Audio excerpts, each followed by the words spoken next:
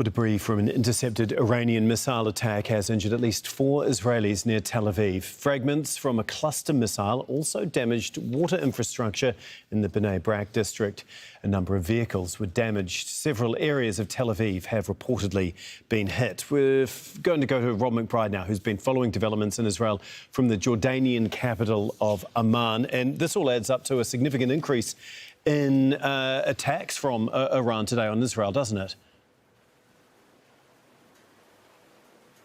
Yeah, that's right. This latest attack, in fact, happened just a little more than an hour ago. Sirens were sounded once again, as they have been throughout Wednesday, through central Israel and also the occupied West Bank. The missiles were detected incoming. There were a number of impacts reported around 10 or so through central Israel and into the northern part of Israel, but centered around the city of Bnei Brak, where there was some damage reported and also 3 injuries. But this was the 11th missile strike throughout Wednesday. These strikes began early Wednesday morning, continued throughout the day. The authorities say that these salvos collectively amounted to one of the busiest and one of the most intensive missile barrages since the earliest days of this conflict. And one of the heaviest strikes came during late in the afternoon on Wednesday, involving at least 10 missiles, and also in conjunction, as often is the case, with rockets being fired by Hezbollah north of the border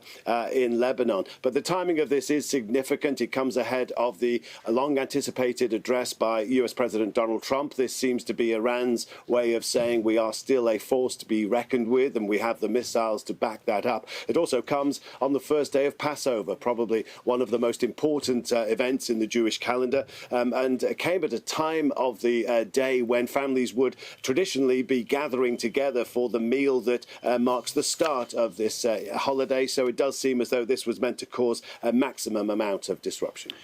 And as we've heard, Israel has intensified its strikes on Iran, obviously ahead of Donald Trump speaking in less than an hour now. How is Israel viewing the potential move that Donald Trump might actually try to start winding the war down from here?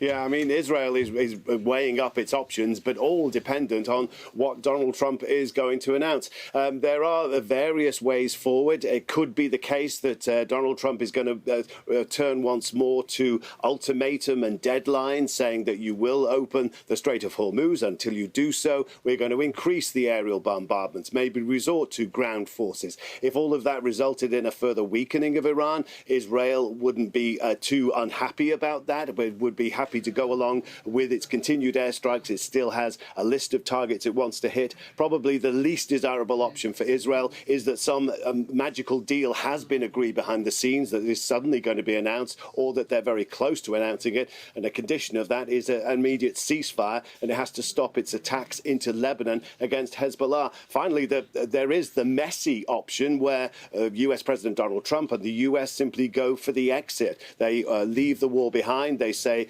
Hormuz is blocked. There is still an unresolved conflict. It is for the region and the world to sort out. And in such an environment of instability, it is possibly something that Israel could exploit. It could continue with impunity its attacks on Iran, not to the same degree without US help, but the US, it seems, might not interfere with its continued attacks on the Iranian regime. OK, thanks so much, Rob McBride, for us there in Amman.